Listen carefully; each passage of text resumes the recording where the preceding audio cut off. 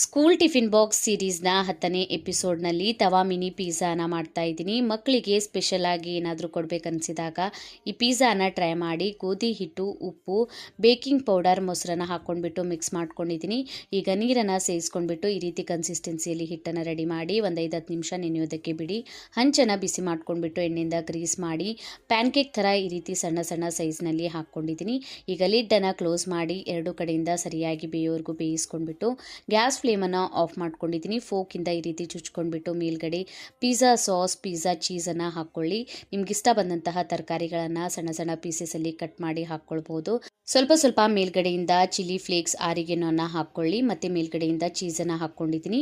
ಬಟ್ಲಲ್ಲಿ ನೀರನ್ನು ಇಟ್ಕೊಂಡ್ಬಿಟ್ಟು ಈ ರೀತಿ ನಡ್ಬರ್ಕಿಟ್ಟು ಗ್ಯಾಸ್ ಫ್ಲೇಮನ್ನು ಆನ್ ಮಾಡ್ಕೊಂಡ್ಬಿಟ್ಟು ಚೀಸ್ ಮೆಲ್ಟ್ ಆಗೋವರೆಗೂ ಬೇಯಿಸ್ಕೊಳ್ಳಿ. ವಿಡಿಯೋನ ಸೇವ್ ಮಾಡಿ ಟ್ರೈ ಮಾಡಿ ನೋಡಿ. ವಿಡಿಯೋ ಇಷ್ಟ ಆಗಿದ್ರಿ ಲೈಕ್ ಮಾಡಿ, ಶೇರ್ ಮಾಡಿ, ಇನ್ಸ್ಟಾಗ್ರಾಮ್, ಫೇಸ್ಬುಕ್ಕಿಗೆ ಫಾಲೋ ಮಾಡಿ. Thank you.